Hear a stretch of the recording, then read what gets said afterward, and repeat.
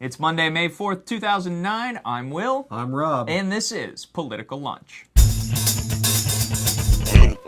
Welcome back to The Lunch. We start today with the biggest news from 1600 Pennsylvania Avenue today, a proposed tax overhaul that will attempt to end the long-standing tradition of American corporations and wealthy individuals sheltering their assets in tax-friendly foreign countries. Large corporations like Microsoft, GE, and Cisco commonly have multinational divisions which pay on average just 2% of their earnings in U.S. taxes, and the White House says more than $200 billion in revenue could be generated by closing that loophole. Now, opponents of the plan say taxing foreign corporate earnings will make U.S. companies less competitive and thus less able to hire American workers, but as the president today pointed out, the current system essentially rewards companies for shipping jobs overseas. Also high on the White House agenda over the weekend was the continued battle to rescue the ailing American auto industry. On Friday, we told you that Chrysler had entered bankruptcy, and today, as the president works to protect the jobs and benefits of auto union workers,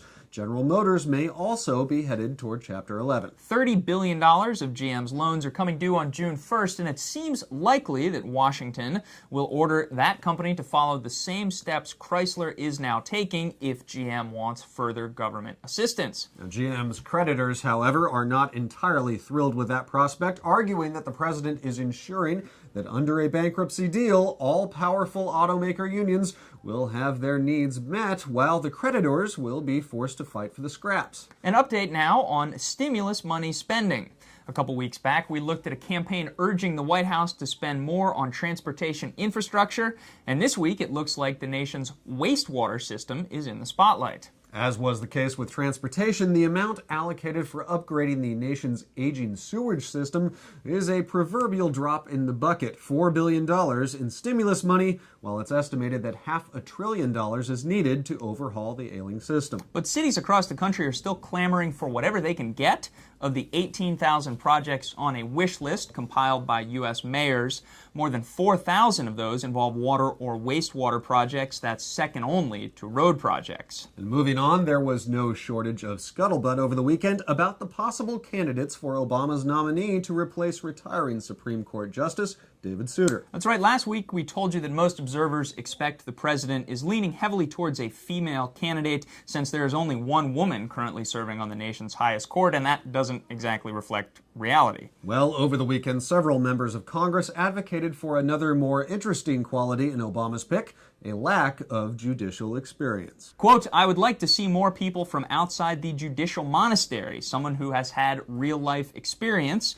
That was Senate Judiciary Committee Chairman Patrick Leahy yesterday on ABC. Now, new Democrat Arlen Specter, who orchestrated the approval of George W. Bush's two appointments in his role as GOP chairman of the Senate Judiciary Committee, echoed that sentiment on Face the Nation yesterday, saying he'd like to see the president pick a statesman or woman who, quote, has done something more than wear a black robe for most of their lives. The Republicans had plenty to say on the subject as well. Utah Senator Orrin Hatch also on ABC said he fully expects Obama to nominate a more liberal, quote, pro-abortion judge, and he derided Obama's stated preference for a justice with empathy. He said that's just code for wanting an activist judge. Now, partisan bickering aside, the name on everyone's lips today is Senator Hillary Clinton, who is indeed a woman who's not been a judge, but in the opinion of your expert political lunch pundits, well, that's a long shot. Finally today, if you're longing for the bygone days of nonstop campaigning and campaign coverage, we've got good news.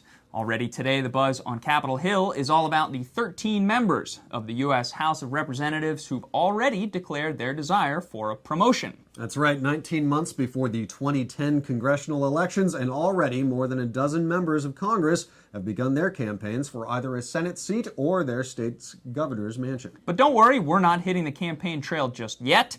We'll see you right back here on Wednesday, and in the meantime, we'll send you out with this latest clip from political comedy genius Brightthorn. It's all about Republican iPhone apps. You can find the whole version at CapitolHub.com. That's Capital with an O. Thanks for watching. We'll see you Wednesday.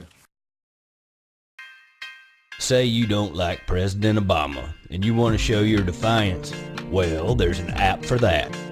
Although it actually doesn't do anything. Feeling down, you go looking for some Bible verses.